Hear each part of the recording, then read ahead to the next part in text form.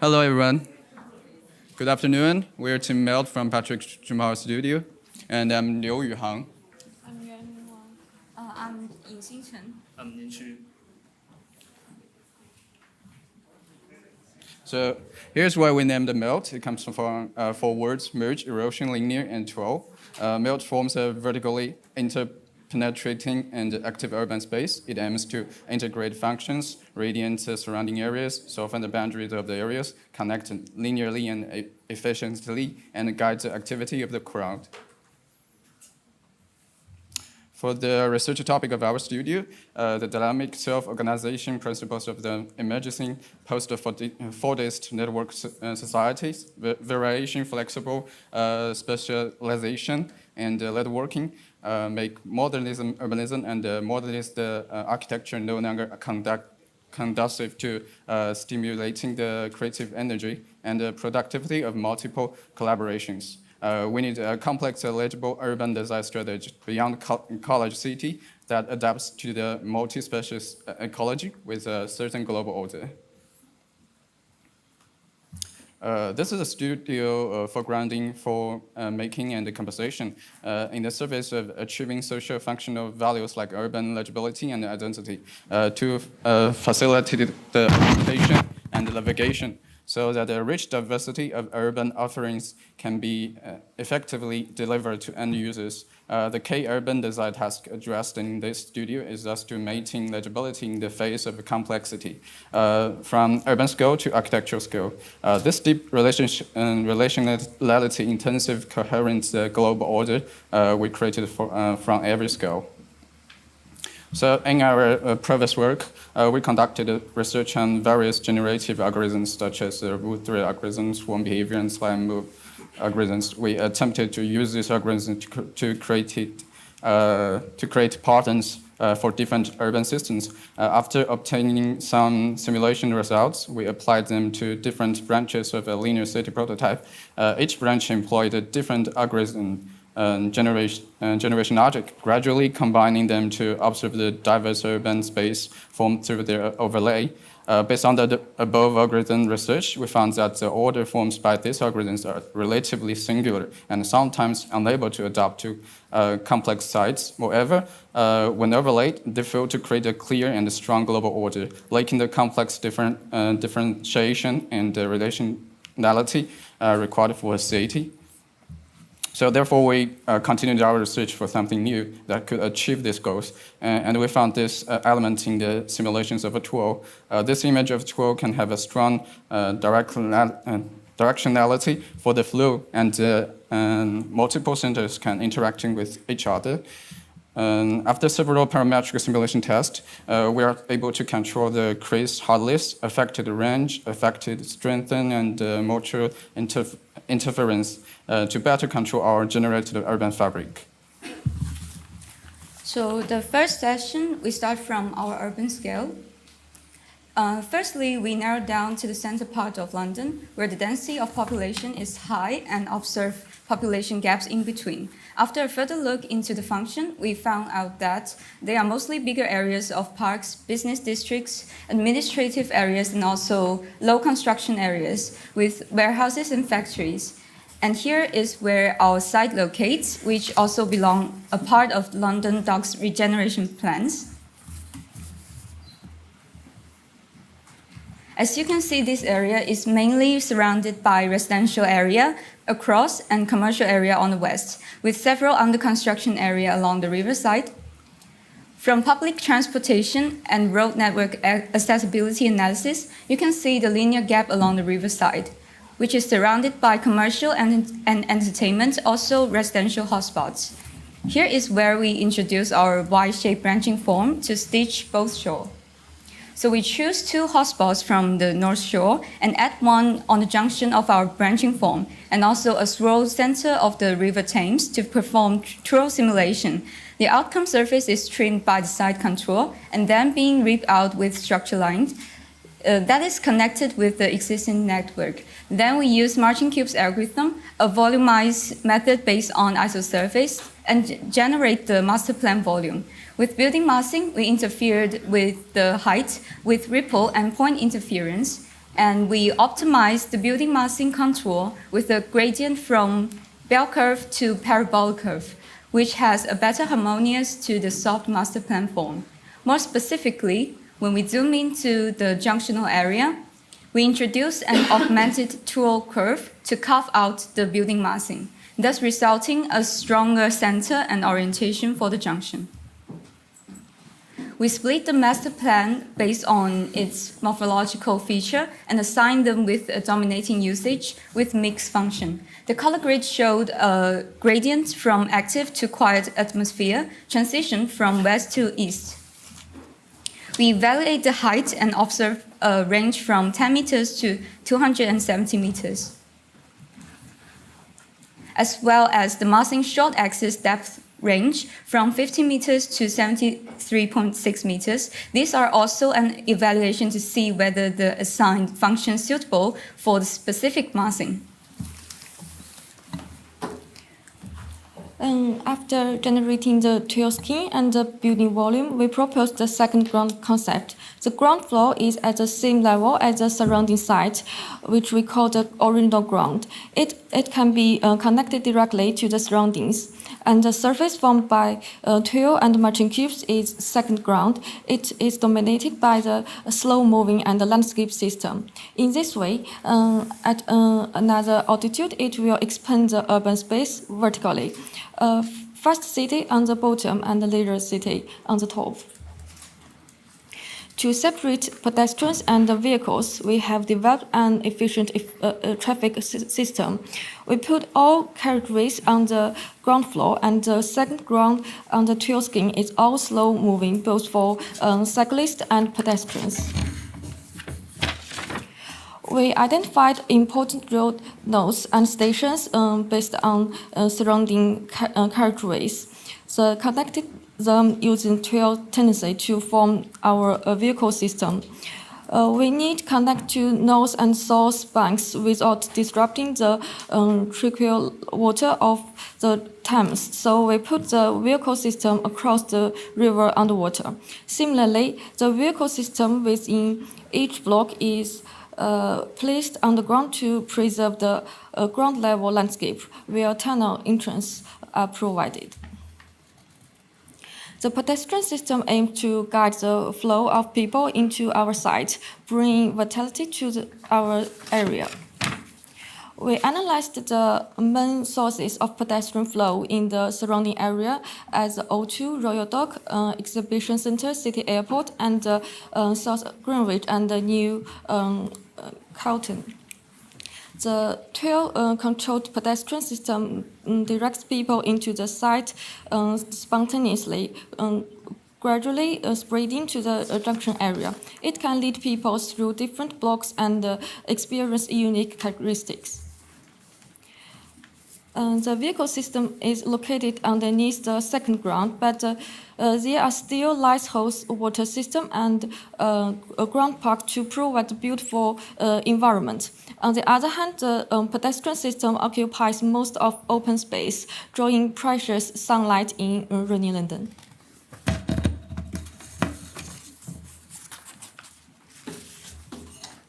So when planning the transportation systems, the initial challenge we faced was the connection between the two banks of the river. Therefore, we proceeded with the design of the bridge. So due to the large simulation results generated by the algorithm, our main challenge is to reduce the volume of the bridge. We extracted the structuralized of the bridge surface to optimize it. We use vertical structuralized crossing the, with a vertical structuralized crossing the water surface and use the wove thread algorithm to optimize their planar topology. And by using algorithms to bound circuits with the higher density or closer distances, the planar structures lines are simplified to generate more organic connections.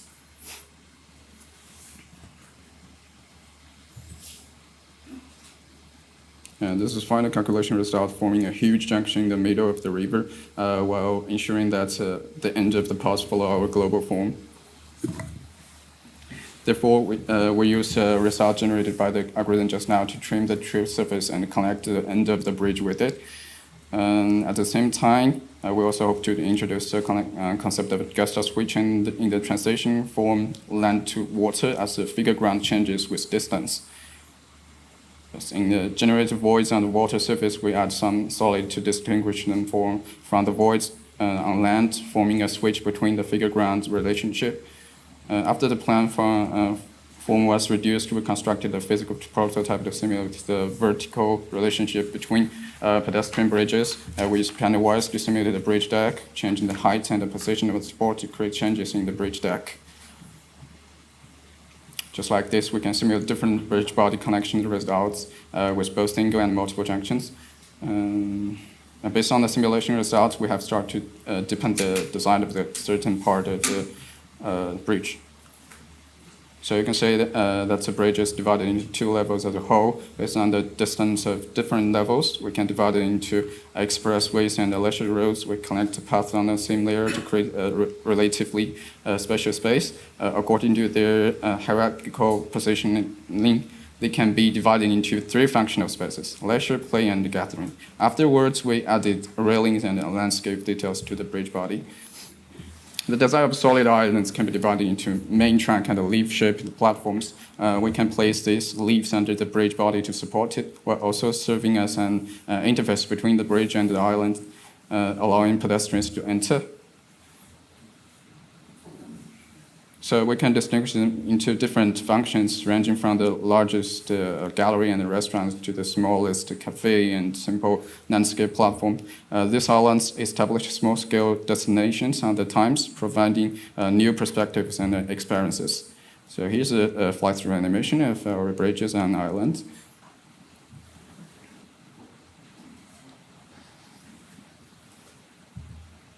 Now here's the first perspective view animation. It should get a more intuitive representation of the actual scale and the human experience.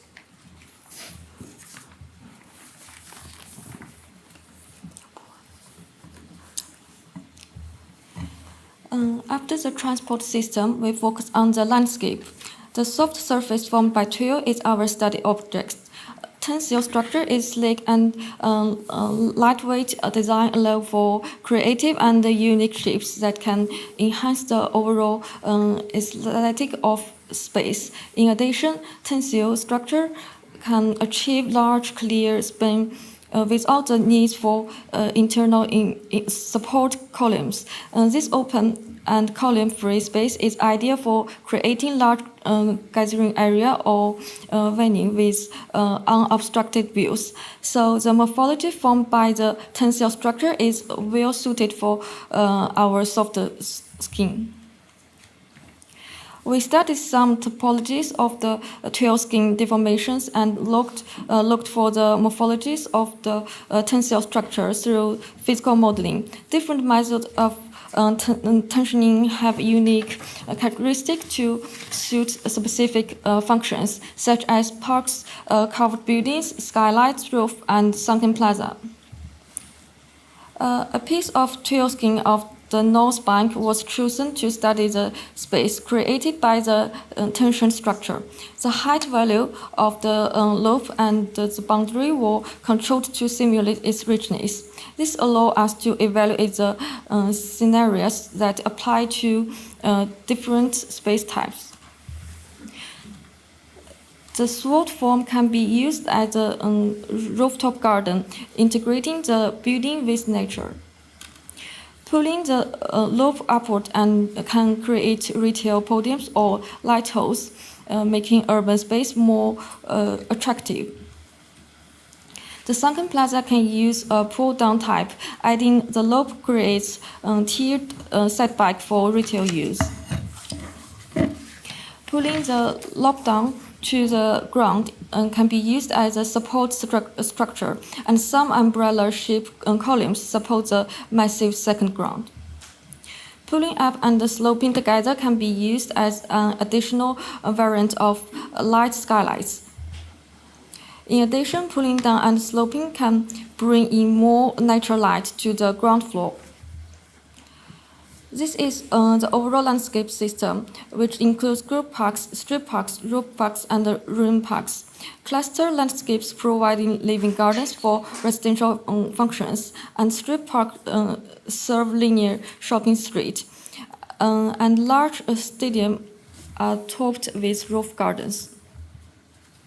The different park types correspond to the architectural functions, each block with its own characteristic, but subject to the global order formed by two.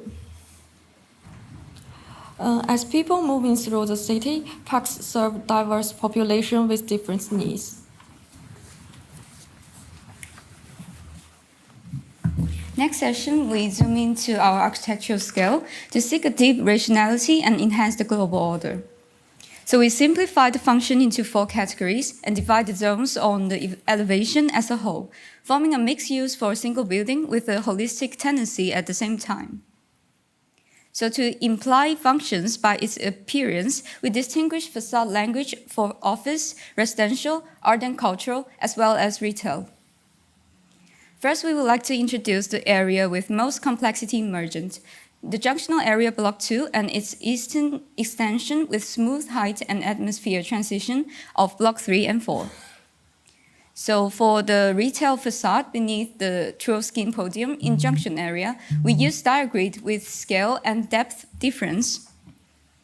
And facade along waterscape retail in block 3, we use similar grid but horizontally emphasized pattern aligned with the linear feature in this area. The opening of the facade is responded to the sun direction from west to east.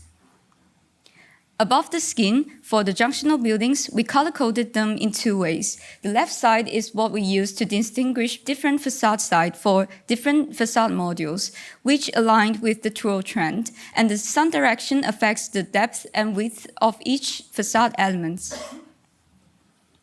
So the folded skin that covered the art and cultural slowly narrows down into a ribbon-like terrace back facade, and finally into a ring-like roof facade. Building this void and solid gradient and aligned to the twirl structure at the same time. So this series of architectural language can be used to refer to public activity buildings as well as public spaces in office and residential buildings, such as skyscraper atriums or rooftop gardens. And the twirl emerged from the twirl skin can enhance orientation and spiraling centrally. We would like to apply different facade modules on the 2 sides of the facade, distinguished by the ring to imply the outward or inward sides towards our twirl center. We attempted for several and observed that with simpler elements, we build better harmony.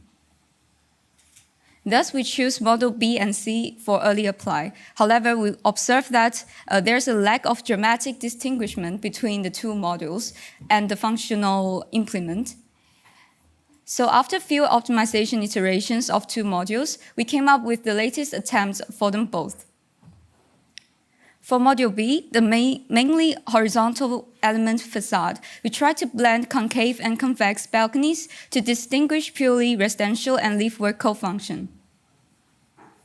The side waistline with vertical fins are a repeated motif of the office function, showing a mixed-use possibility of the bottom part. From profile, the glass edge of the upper and the balcony edge of the bottom are aligned with the original form, and the extrusion height will align with our functional division from elevation. So this is also one of the variation.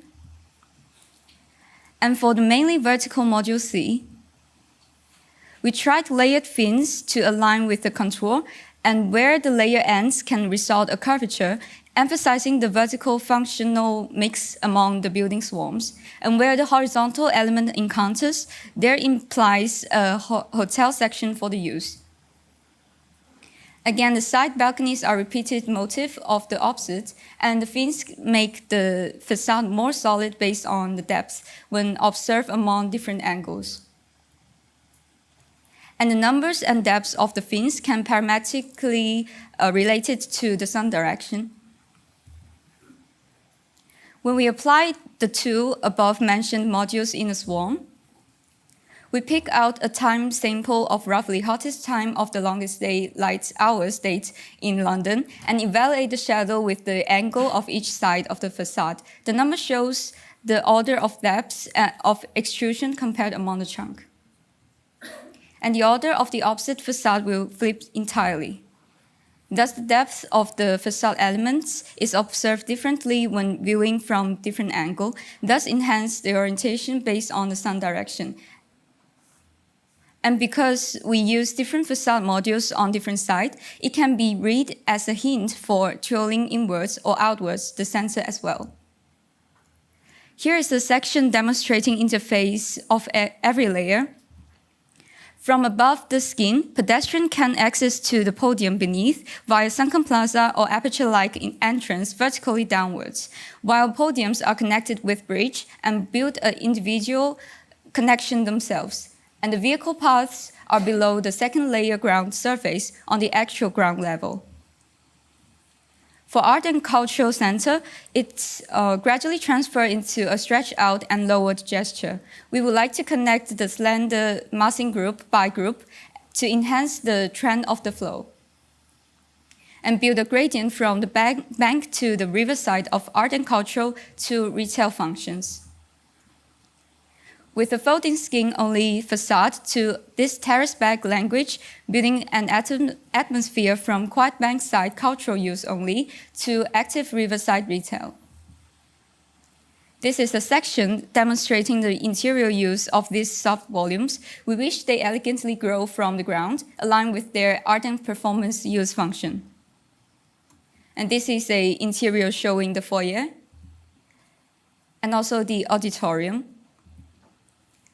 Move on to the block 4. It is supposed to connect with the art and cultural and residential apartment blocks, which is surrounded with a ring-shaped piece of landscape area. Therefore, we wish to bring landscape covered with the building, gently blend with the landscape at the front, with similar bridging form of the art and cultural, but a much more natural gesture, embodying stadiums and other sports fields within to serve the surrounding residents. This is the elevation shows the continuous skyline and their mountain-like form. So this is the fly-through animation shows the final result of block 3 and block 4. This is the green and aperture light with art and cultural building swarm sitting in between. And this is the waterscape retail underneath the skin. This is the landscape-covered roof for block 4. And also the waterscape park at the front. The stadium covered with the landscape.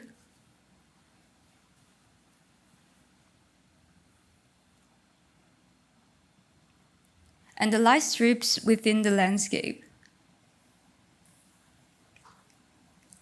And finally, the sunken plaza within the Art and Cultural Center.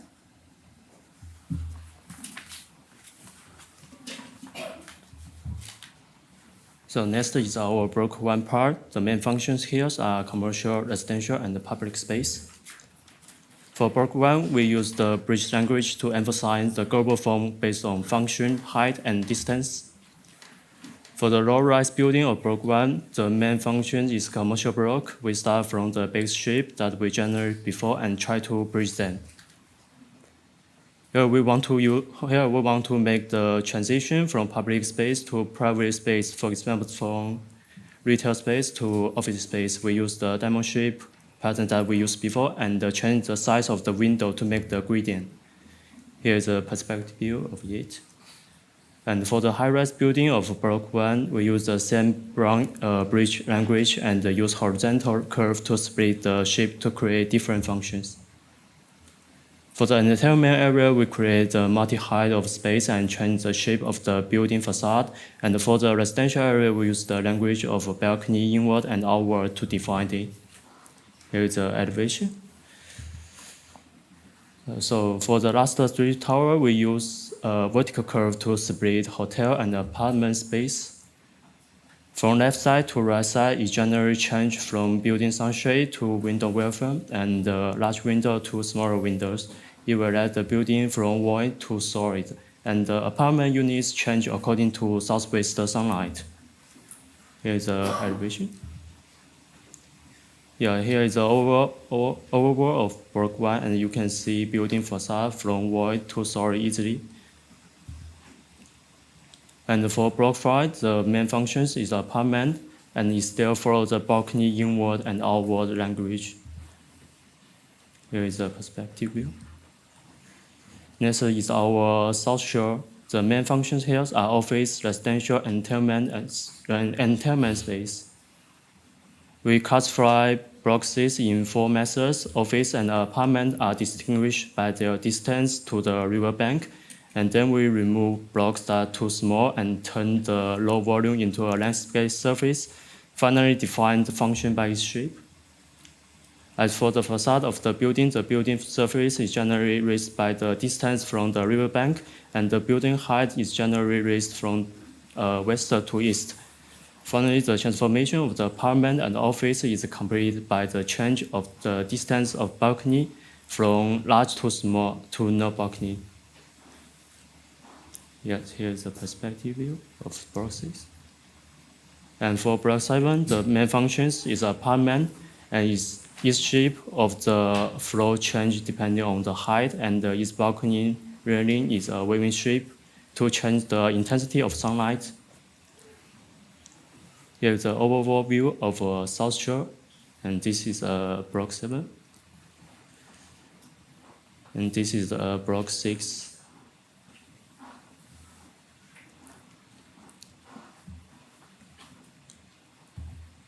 So here's the view.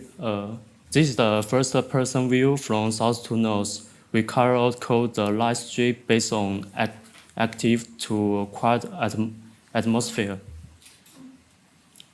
And this is the view from South Shore to North Shore. After we applied all our blocks design, here comes our master plan.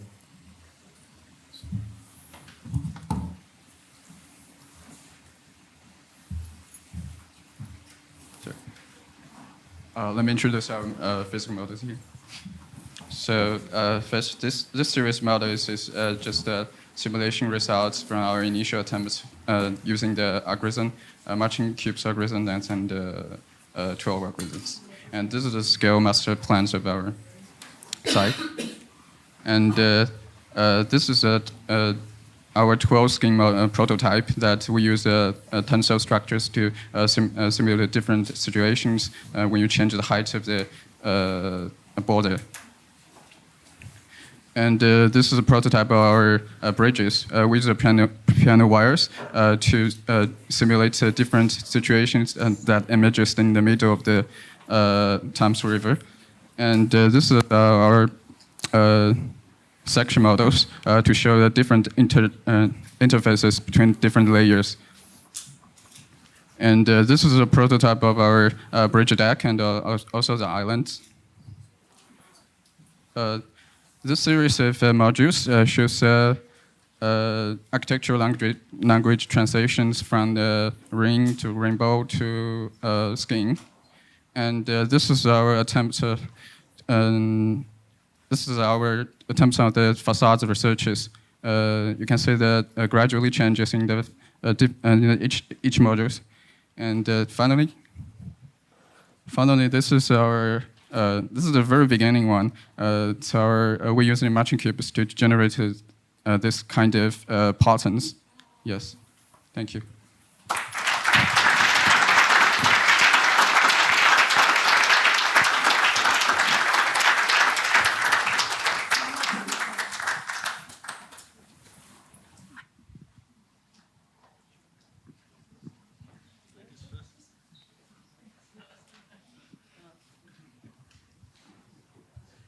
Thank you for that. Yeah, I was wondering, there is so much innovation and evolution of the urban fabric, but I was wondering why don't we just keep pushing the boundaries and allow maybe the twirl simulation to form something else than it's not just a podium and a collection of towers. Just wondering if that might be a possibility to then, keep the innovation going. And the other thing I was going to suggest, I don't know if you guys checked the walking distances in your master plan. I would suggest to maybe do that study to avoid any slopes, the space left over after planning, because I think for pedestrians, you're kind of asking probably too much area to be covered by walking distances. I think maybe that would be interesting. Thank you.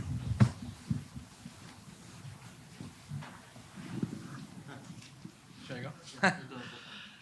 Well, I think it's overall it's very successful. I think it comes out very, very elegant. I really like the richness that the plan has. I think it creates a lot of diversity. A lot of the change of orientation is very well managed. I think how we interfaces the water with these sort of strong peaks in, then swirls in to create the bridge. I think that's all very sophisticated and elegant way of achieving it. And I think similar to a comment that I made yesterday, right? I think, and you do create that sort of strong emphasis on the facade to create that differentiation. I think sometimes it still doesn't come as strong, so I think it's a difficult balance to achieve, right? So I'm wondering maybe if we could have been pushed even more to the extremes to create different morphological approach, that not everything is just a single point lifted and create that sort of wave, right? I think because that could have been the element that strives a wider range of differentiation that you need, right? So otherwise, when you see, especially the symmetry in most of them, when you create also these lines, which I understand is to create some sense of coherency within, but they do start to become a bit too repetitive sometimes, and I think it could have been that sometimes some buildings don't need to follow that same morphology, could become a bit more asymmetric, but also with stronger features, like maybe a side atrium appears in some of those towers to really change completely from north to south or east to west, that you can really perceive that it's not only the depth of the facade changing, but it's also the functionality of each tower based on how you're twisting and twirling the orientations of the morphology. I think that could have maybe taken this to become that beyond collage and move away from when you can still see some of images and still a bit of repetition in them. So I think, to me, the only part that I still see is it still looks like a single authored, which I think the idea is to become much more of a beyond that repetition, right? I think that's the only failure that I see, that I know it's a hard balance. I was talking with Patrik before. We have tried it in the office many times as well, right? It's difficult to achieve. But I think because you have that possibility of really transforming typology, I think that's the part that I was a bit sad to see, that it all became just a point pulling up and down, right? I think that was a lot of potential to develop what the plan is offering also in elevation. Yeah, but well done overall. Thank you. Yeah, I mean, I think it's a very, to me, it's a very interesting way of thinking about the city, in a sort of starting a very different point of view about how do we quite plan the city. And planning itself has a history which is quite problematic, and master planning has become a kind of a contested area of the way in which we design cities. Nevertheless, what I think is quite promising and exciting about this approach, in my view at least, is that one can see that the topographic transformation of the city can be a possibility that is actually precedented, meaning that you're producing a different topography than what is London's given topographic formation. And in that sense, I would say, having done that, and you actually are able to think that this topography is going to give you very different opportunities than otherwise we would have had we actually thought that every building has to start from that topographic reference that is existing.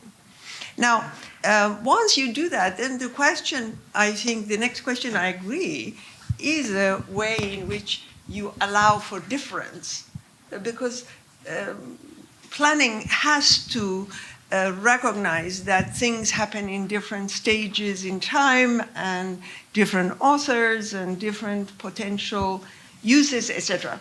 And it's a good thing that it's a heterogeneous thing. Cities thrive by being heterogeneous rather than single entities that are controlled by a design idea.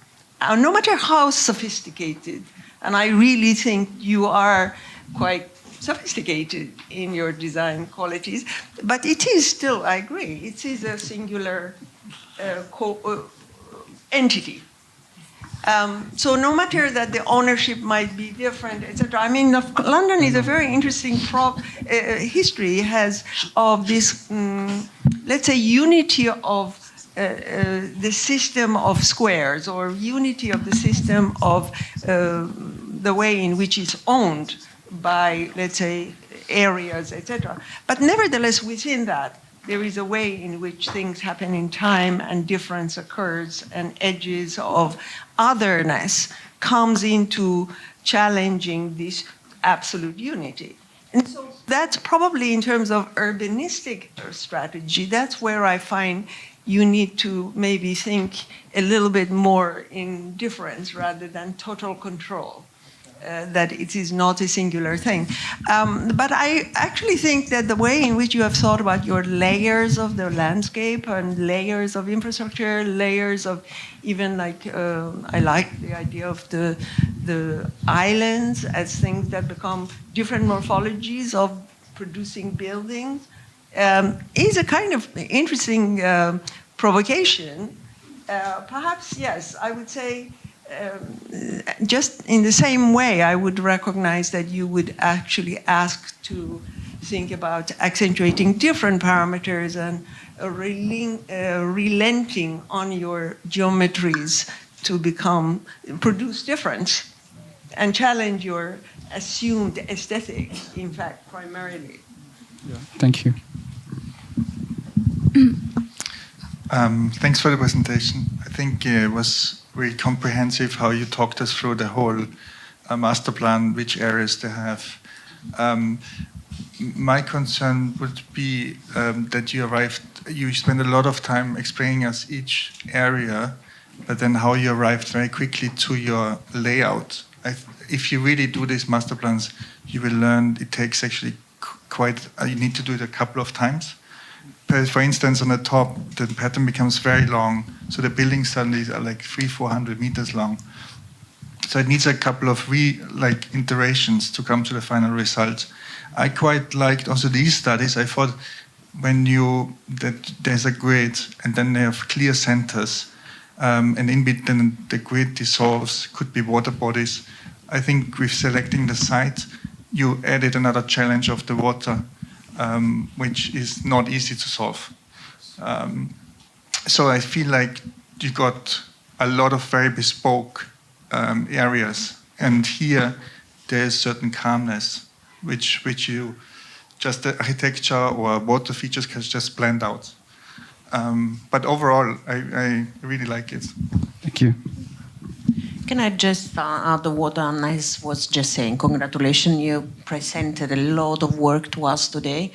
I think one of the missing elements here is the reiteration of your system, meaning that body needs a final form. What I see missing is trying out different organization of the topography of the space to then maybe get to results that are more fitting. And this is happening at different scale. I mean, the lack of reiteration of the original form goes into, the way you analyze and design the different facade of the tall cluster, for example.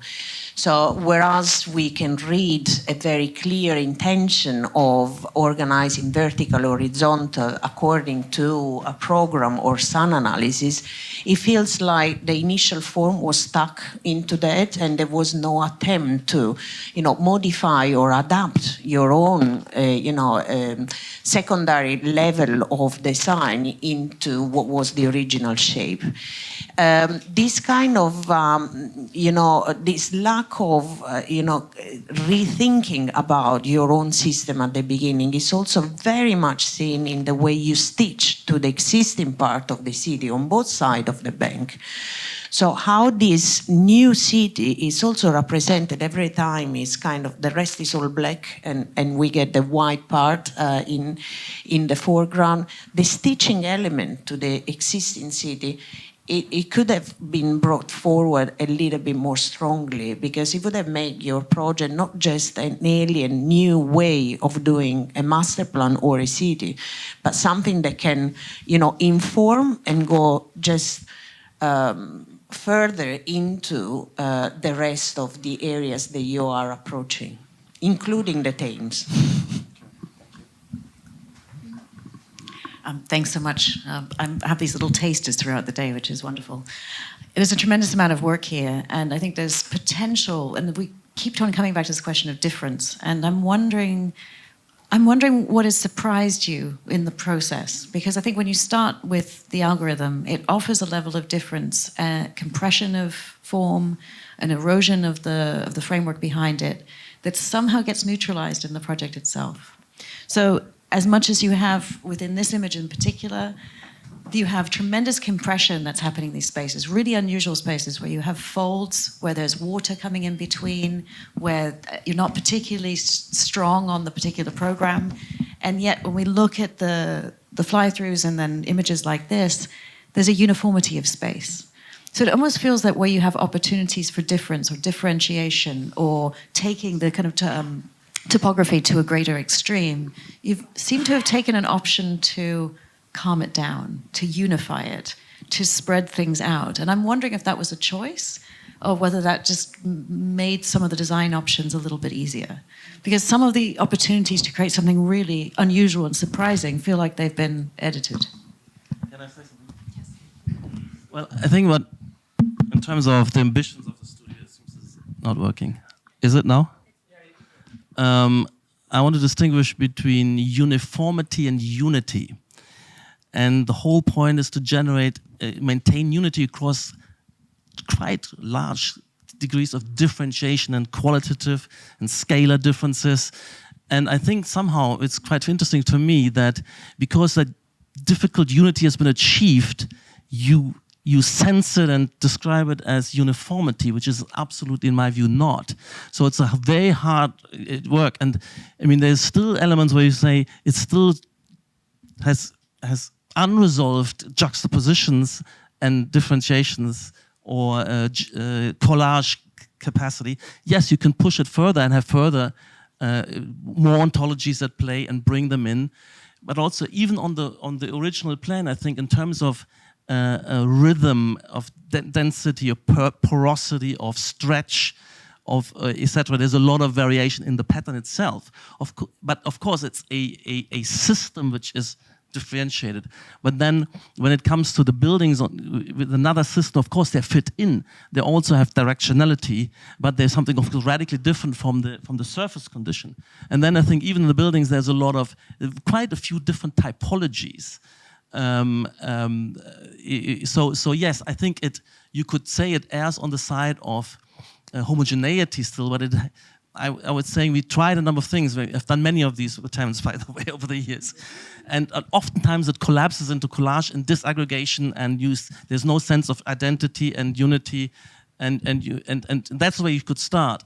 You can start either by something kind of a system and then differentiate it out, and more dramatic and radical qualitative differentiation. I've been pushing for that, and so maybe that fails on this side. It's errs on the side of lack of more dramatic differentiation, but I think it's very, very highly achieved. In all the attempts I've kind of been doing, and also compared to yesterday, it's achieving something. There's a lot of variation and differentiation, but I think it could agree. The methodologies of pushing now totally dramatically other ontologies on top, distributing them, but they need to, in my view, that's the whole paradigm of beyond collage, not just layered and superimposed and remain indifferent, but they then kind of need to be scripted on with rule-based,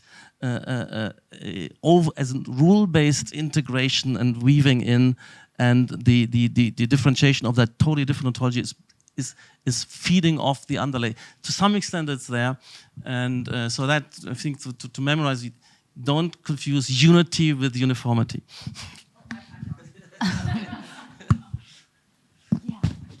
Just one sec. I think this is an amazing project, so well done. I think this is almost like an organic utopia of the future. And you could imagine this being like the New Holland. And in terms of having it be one author, you also have to think about scale, because if I knew, like right now they're creating the linear city, right, in Saudi. If you think about this being a place, it could attract so many people that want to experience a city like this. So we're not talking about it being different on individual buildings, but it's different as a place. I mean, we're talking about designing a huge section of land. So I think that where you get variation is, I also like these like landscape buildings, because for Chinese, like feng shui is like a thing, you know what I mean? You could sell this to any developer there right about now, because it has like this ode to the watercolor of the mountainscape. And in a way, the lines kind of emphasize the fact that they're part of the same range rather than having each building be different. So I don't really mind that. And I also want to point that your interiors are really nice, because it's like you've got like the Grand Theater, then you've got this spa going on. And if it was me, I would want to visit a place that was like quite uniform. My question was like, where did the cars go? And for some reason, I almost picture this being like floating, like flying cars or something about it makes me think about like levitating planes or something, I don't know. But I also think maybe it's because we're so used to the grid, and this is very like organic. But I think that's a good thing, and I think it looks, it's something that I wish, well, I'm sure Patrik is building this right now as we speak. Cheating. Yeah, I mean, I just think, everyone has seen this stuff before, but for me personally, I think the organic, the shoreline, the coast, like, taking out of the grid, being playful with it is quite inspiring. I don't know where this is. It looks very hot and very sunny. You talked about London on the hottest and longest day. It's near the Canary Wharf. Okay, great. So like it's very different from London, so I don't think it's uniform. And I do think what I'd be very curious about is where you're creating spaces within this for things to evolve, things to grow, for community spaces, for people to come together. Like where are the blank spaces that people are meant to engage with within this? Because as a kind of framework, as a framing, for me it's also very beautiful and evocative and bold and brave. Which is if you're building a whole new city, why not? Thank you. The Canary Wharf is actually, I suggested there should be the counterpoint, the precedent out in the east, a large uniform development, and I think it falls short. It's on the one hand, it's more of a closed form. It started as something very close and in a sense kind of designed in the cast, but it's now disintegrated into some kind of collage where you don't know where it begins and ends, and there's no, its sense of unity is lost. So it fails on both sides. So here we have to kind of integrate, we maintain differentiation and variety and richness, but you understand it because it's part of an overall global order and articulation, which is a series of subsidiary conditions, and it has systematicity. That's the ambition. I'm not saying that all of this is delivered. That you can have also this deep rationality where the tectonic element in detail tells you the location in the system and tells you the programmatic condition and its subvariations, and whether it's a blend of several or it's a singular program. You'll sense that, and where you're on the field and when you move, there's certain, let's say, vectors of transformation you can follow without an overall. But like you can follow the gradient. Patrik, I mean, the ambition, as you say, it's to be commended. But I don't know. I mean, perhaps I don't know if the ambition to create the vision of a new city or a future city or utopia. I don't think that's really the case or the objective. But I would say what to me it's interesting is it has potential here, and what you did is that you try to, or I would see the potential there to try to rethink, right?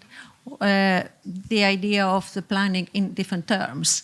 And I think what Homa said at the beginning about the topography, perhaps if one starts thinking planning more in terms of topographical transformations rather than creating yet another typology, right? That perhaps could be a very interesting starting point. And I think that's how they started. And when you showed these 4 terms at the beginning to start thinking about merging or erosion, right, or directionality or flows, I think that for me has all the potential. It's not about proposing typologies or even talking about communities, because we are far from that right now, right? And the other thing is that, just as a question, I mean, could that be anywhere? Why it has to be London? Where is London here?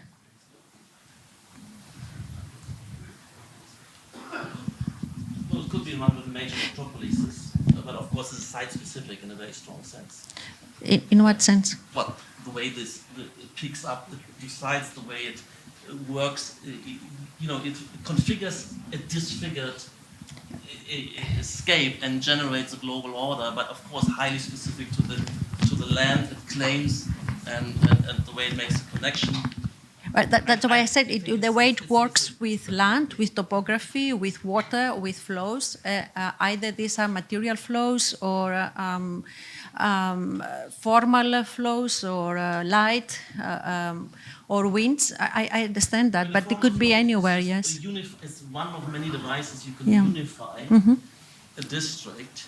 And if you say you can unify it by having a homogeneous split, the problem with that is you don't know where you are in it. But if you had something which is a gradient transformation and has a convex concave side, and it has density variation, and you pull towards the center, and you have a lot of clues where symmetry is breaking, becomes information and influence potential. That's the kind of legible global order which is depending on variation differentiation. In a uniform, monotonous global order, that's one of the anti-models. The other anti-model is the City of London, which is just a kind of collage where anything could happen anywhere, and there's no rule base or no system.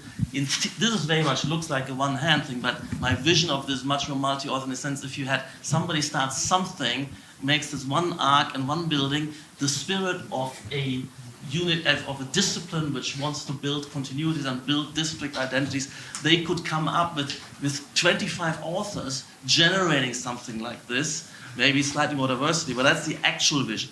The actual vision was, market-based urban order, but of course we didn't, in this case, simulate it the way I've done it in this number of other studios. But so this comes across more like the, let's say, parametric urbanism we did 15 years ago, where I'm on to now I want to push another methodology, but I realized that I also want the result, which has strong unity. The discourse is between where planning stops intentionally and where architecture begins intentionally and allows otherness, diversity, etc., and chance and things that actually evolve in time, blah, blah, blah, materials, systems, etc. So the question is, at this moment, I feel that your project, and I believe somewhat the premise of the design studio, was on the basis of actually taking the planning to become architecture, to make sure, because I feel that you have this kind of belief in the system resolving itself into architecture. Because architecture is doing urban work, even tectonic details doing work.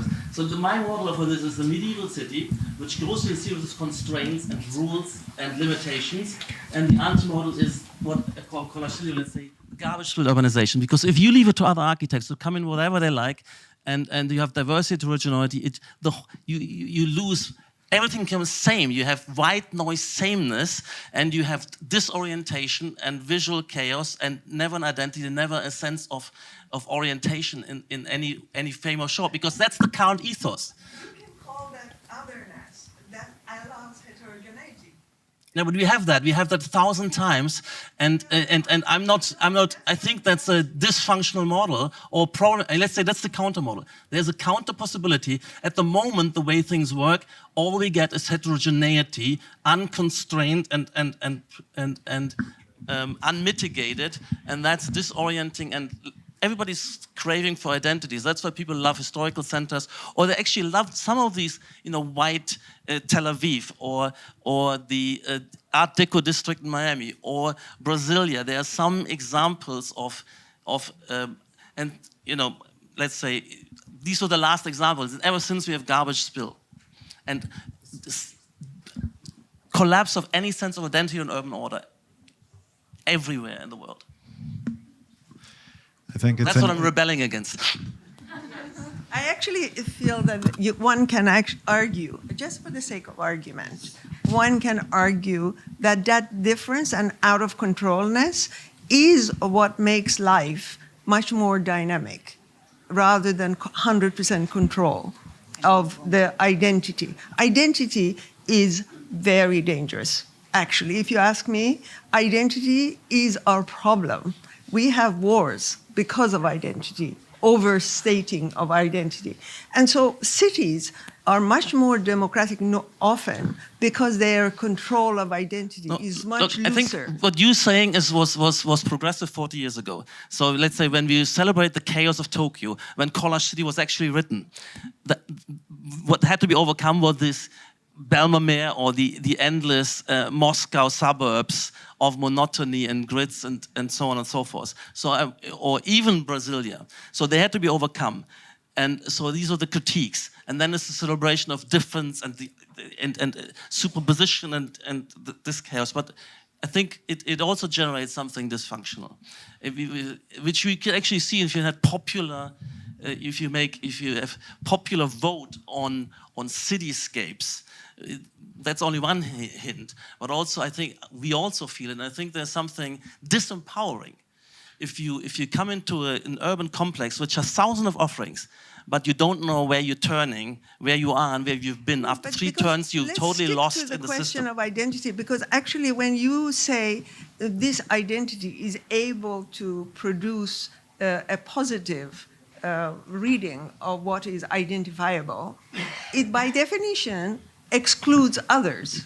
What really is, you need to understand what belongs together and where you are relative to and how you navigate. It could have subsidiary, quite dramatic variation and differences. And the whole point is this, that you could have similarity and difference at the same time, and you can keep them in place. So you have that's why identity, let's say, unity, let's say, can across difference.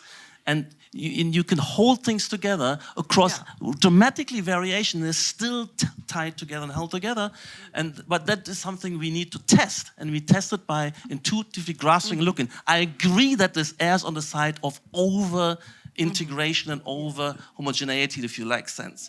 But I think it's partly a misunderstanding because I think there's a sense of you take the unity makes you feel that it is the sameness, but underneath it's not. It's our whole oeuvre. Our oeuvre is, because it's recognizable, you can always see which is ours, or parametrism. It seems, it's all the same. But when I can then demonstrate that within our oeuvre, even within a decade of our oeuvre, when you analyze the morphological types, the types of structures, the types of colors, the types of materiality, the types of space, we have in our oeuvre, let's say, a tenfold variety than the rest of architecture up to 1960, let's say, or more diversity in the whole of New York in our oeuvre. And you say it's the same. There's a kind of fallacy of recognizability, don't seeing the difference, because you recognize us as on one level, highly abstract level, as yes, it's the same, it's parametrism, it's that oeuvre. But underneath the variety Patrik, you're the one who was talking about the differentiation of existing urban structures as being problematic. It's an organic form. It's the endless. But Patrik, it's the differentiation, it's the difference, the chaos apparently of existing urban conditions that you brought into the conversation. So I think you're having the argument against yourself, surely. I also think like you only have so much time to develop this, right? Because you guys just won a competition in Sanya, China, and it is so contextual. It's the same language, but it's very Chinese, and they applied a certain amount of timber to it. If you look at the renderings, there's a warmth. And we have to remember, these are white renderings. They didn't have time to fully develop the materiality of every section. But I think even as, you know, London, unfortunately, planning works in a way where you have to copy the context that's been there for thousands of years. So if this was created, I don't necessarily think Canary Wharf is like an interesting place to go to. But if this was created, I actually think that it is so different on itself that it would be incredibly interesting to go visit and experience the landscape. Well, it depends on what the program is. If you think about Canary Wharf, it was predominantly built for investment banks and bankers. And if you analyze the life, it's not like Notting Hill or Chelsea where it's got like really high weekends and it's filled with families. It's very much like a business center. So I don't really know if this is like a business, meant to be a business center, a family-oriented place, or what the programmatic intention is. I think this was more of a research on landscape topography, being a new, like a future urbanism, like an urban design, a way of living, moving, thinking, walking, being with the water, which is successful on that level. Yeah. I think it's a very interesting problem, whether you believe that planning doesn't go far enough, that in your mind, in order to achieve this, you called it unity, that actually the, let's say, patrimony of building should consider the whole spectrum from planning to actual architecture. Is that what you believe? Yes, but I don't think it relies on planning. So there's my actual philosophy is what I call market-based urban order, what could substitute for planning. So it could be totally bottom-up, and these are open compositions. I can now come in and ask Yuan Studio or M.E.L.T or other architects who are in the, design me, another 50 residential buildings, and they would get it. They would not run them this way, or if they run them this way, then in a systematic way. So I think it's a multi-author. My vision is, and you can start with one element and unfold. Of course, we can't predict what it will be, but it will be an ethos of resonances, of continuations, but you can continue a structure, a pattern in many, many different ways. Like here, this is not predicted, but there's, there's a million ways which don't continue, but there's 1,000 ways which do continue. And I want to say we need to have the ease of finding one of these 1,000 ways of continuing the pattern, and in a way of systematically and making these resonances radiate as much as possible. So you can also take into account how close you are to water, how far you're away from the center, etc. But you could have many, many authors coming in. No, I quite buy the possibility that this, as a planning exercise, could actually produce very specific formations of, let's say, infrastructure, landscape, topography, even height, density, etc. But those are like, I'm trying to remember the name of the person who did the New York lighting codes in the... Hugh Ferris? Yes, Hugh Ferris. Now, what Hugh Ferris produced in order to control density and volume in terms of light access, in terms of relationship to infrastructure, etc., is a very refrained, there is a refrain in architectural description. Here, my only problem, if you like, is that this is trying to solve the architecture in a way that is already an interpretation which goes beyond what is a planning exercise. And I feel there is a lot of invention in the planning exercise that is happening in the project that you are producing. Yeah, of course it is, because we're similar. But I just want to make one more point. So my actual philosophy is this, that I reject planning.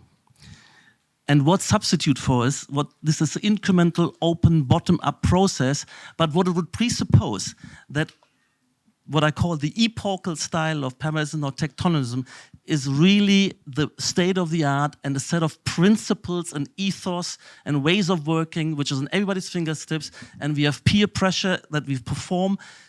But in one of these 1,000 ways of continuing and making resonances, and that's my true vision, but it would require, of course, that the architect has the ethos of wanting to embed, to continue, to generate and express the synergy networks and what belongs together, what's different. Also picking up an emergent semiology, if balconies represent residential, to keep that going, and you have 1,000 ways of doing this. And then you can also say inverting into loggia. So for me, it's a bottom up, but it requires, and we don't have that condition, absolutely not. But they could select architects who could work together in a multi-author way, and you don't have to lay out the plan, but you know something like this could be the outcome, not as it would be more varied. Don't ask for students to generate what 25 sophisticated architecture would do collectively, but the same sense of unity would be there, but a much more intricate differentiation. We at the moment, we're taking about 50 of our projects and creating ZHA virtual city as a metaverse, and it's interesting how Korean it is. Of course, much more diverse. Don't ask these guys to compete with 25 years of our oeuvre, which you're bringing together and knitting together, etc., etc. But it's possible, and that's what we're going to demonstrate soon. Yeah. So. Okay. Though I'd like to say that differences that make a difference have basically left this conversation some time ago, I basically want to suggest that we bring this one to a close. I think it's clear the discursive positions. I think it's also clear that the students have tried to address a form of complexity, which I think they're still trying to take stock. If the project is a four-dimensional kind of rearticulation of planning, if it's propositional in terms of some kind of proxy city that really allows for that kind of multi-author, I think that there's a lot to be communicated. I think the student should be commended for putting that provocation on the table. And I think that there are probably other times and places to talk about urban discursive theory, but I am mindful that there is one more project. And I'm also mindful that we will never be kind of put in a position to think that the DRL isn't an animated space of difference and conversation. But I think realistically speaking, we're going to move on. I want to thank the students for really doing a very good work. You guys have time to self-reflect on this, either with Patrik or somewhere else. And you'll be taking that position forward on your own terms. And I think, realistically speaking, you may have a thought about urbanism that builds on this experience and maybe pushes that even further. So we've talked a lot today. I'd like to keep that spirited conversation for one more team, and then we're going to have to do a really quick turnover for our keynote lecture. So with that, thanks, guys.